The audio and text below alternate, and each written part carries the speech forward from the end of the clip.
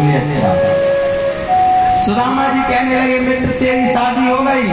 बोले भैया क्या बताएं, शादी नहीं सादा हुआ है। बोले क्यों? बोले भैया एक को शादी कहते हैं 16,108 को का काम है, बहुवचन तो लगाना पड़ेगा ना। बोले कन्हैया तू नहीं बदला। बोले बच्चे कितने हैं? कन्हैया कहने लगे एक पटरानी के 10 पुत्र है और एक पुत्री। अब लगा ले 16,108 का गुणा बार। सुदामा कहने लगे भाभियों से नहीं मिलवाओगे? बोले मिलवाएंगे ना, 2-3 दिन तो आशीर्वाद देने में लग जाएगा। एक एक करके आशीर्वाद लेने के लिए सुदामा जी महाराज से आ रहे हैं। सुबह से शाम हो गई, सुदामा ने देखा कि लाने लगी है। सुदामा कहने लगे बोले भाभियों जहाँ खड़ी हो वहीं पर रहो, हमें यहीं से आशीर्वाद देते हैं अखंड सौभाग्यवती, हमेशा जीवन सुख में रहे। सुदामा जी महाराज और कन्हैया दोनों बड़ी सुंदर बातों को करते हैं। अब कन्हैया कहने लगे बोले मित्र ये बता कि मेरी भाभी ने मेरे लिए क्या भेजा है? सुदामा ने जब देखा कि 16,108 महल, घोड़े, हाथी, राज सिंहासन, हीरा मोती, सोना चांदी, अन्न धन वस्त्र आभूषण, इतना बड़ा आदमी है, इसको क्या टूटे फूटे चावल बताऊंगा। सुदामा ने क्या किया, उन चावलों को कांखी में दबा दिया। कन्हैया समझ गया कि कुछ ना कुछ लिए, लेकिन शर्म के मारे नहीं दे रहा है। भगवान कन्हैया ने वह चावल छुड़ा लिए और जैसे ही छुड़ाए पोटली को खोल के देखा तो पूरे चावल, आधे चावल, कनकी इत्यादि कंकड़ मिले हैं। भगवान के नेत्रों से आंसूपात होने लगे। धन्य मेरे मित्र सुदामा, तेरे पास इतनी गरीबी रही लेकिन मित्र के लिए कुछ तो लेके आया है। भगवान कन्हैया ने क्या किया, जैसे ही सुदामा जी महाराज की चावल की पोटली को खोला, एक मुट्ठी प्यारे प्रभु ने खाई।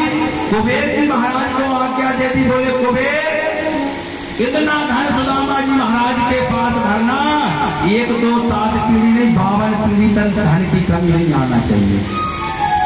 दूसरी मुट्ठी प्यारे प्रभु ने चावल की जैसे ही खाई, विश्वकर्मा को आज्ञा दे दी केवल सुदामा का घर नहीं, पूरी कांचन नगरी जो है इतनी सुंदर बना दो कि ऐसी नगरी भर कहीं ना हो। तीसरी मुट्ठी प्यारे प्रभु जैसे ही खाने के लिए हुए, रुक्मणी ने हाथ पकड़ लिया। बोले प्रभु तीसरी मुट्ठी में क्या देने वाले थे भगवान द्वारकाधीश? तीसरी मुट्ठी में अपना सर्वस्व सुदामा को देने वाले थे। रुक्मणी कहने लगी प्रभु अगर सब कुछ में है लटारी सुदामा को दे दोगे तो फिर अपन का रोड में रहेंगे, और रोड में भी रहेंगे तो जहां सोएंगे चक्का जाम हो जाएगा। 16,108 पत्नियां, उनके 10-10 पुत्र, एक पुत्री। बोले प्रभु इसलिए मुट्ठी मुझे वापस दे दो। रुक्मणी मैया ने वह मुट्ठी वापस ले ली। प्यारे प्रभु कृष्ण और सुदामा बहुत दिन तक रहे। अब जब 2 हफ्ता हो गए तो सुदामा जी कहने लगे बोले मित्र मैं घर जाऊंगा। बोले भैया जाओ, कौन ने रोक के रखा? सुदामा कहने लगे बोले भैया रुक जाए, आज रहने कल चले जाना। बोले नहीं नहीं अब जाऊंगा।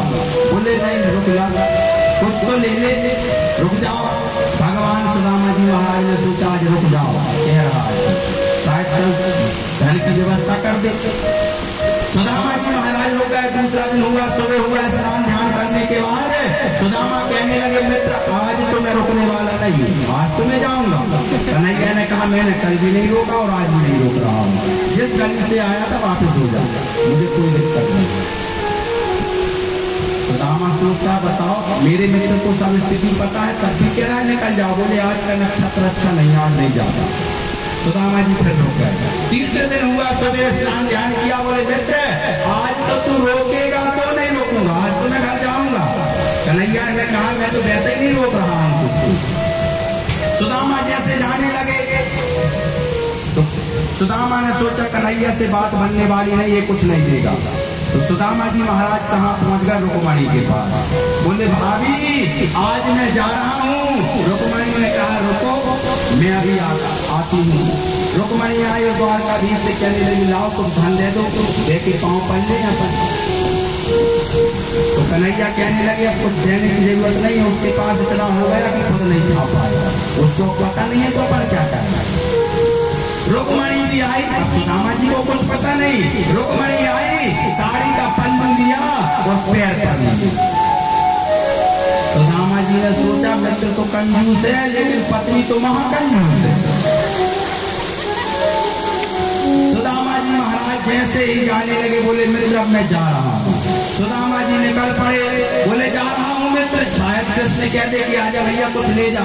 बोले मित्र मैं जा रहा हूँ, मित्र मैं जा रहा हूँ। कन्हैया कहने लगे बोले इधर आओ।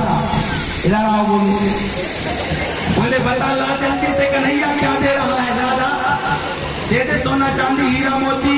कन्हैया कहने लगे कुछ दे नहीं रहा हूँ, मेरे जो नए कपड़े पहन के जा रहा है वो उतार के जा और अपने फटे पुराने पहन के लेता जा। सुदामा जी महाराज जो थे वह बेचारे चल देते। भगवान ने कपड़ों के बदले सुदामा जी से क्या लिया, वह श्राप वापस ले लेते हैं सुदामा जी महाराज से, जो बचपन में चना के द्वारा कन्हैया ने दिया और इसके पश्चात में उन चनों में जो श्राप था वह जो है वापस भगवान ने कपड़ों के द्वारा लिया। जब सुदामा जी महाराज वापस आए तो सुदामा जी महाराज जब अपने घर आते हैं, सुशीला इतने जेवर पहने हैं, अन्य वस्त्राभूषण से संपन्न सभी नगरी को एकत्रित किए हुए हैं। सुदामा जी महाराज ने देखा कि मेरे महल कार्य कैसे हुआ। सुदामा जी महाराज ने जैसे ही देखा तो सुदामा जी महाराज कहने लगे बोले धन्य मेरे प्रभु। एक रूप से द्वारकापुरी में भगवान निवास कर रहे हैं, एक रूप से सुदामा जी महाराज के घर महल में रहकर और अनेक क्रियाओं को कर रहे हैं। सुदामा जी महाराज उस दिवस से ऐसे संपन्न हो गए कि सुदामा जी महाराज की जय जयकार होने लगी। बोलिए कृष्ण सुदामा की भगवान की। सुखदेव जी महाराज बताते राजा परीक्षित भगवान कन्हैया के जब हर पटरानी के गर्भ से 10 पुत्री हुई तो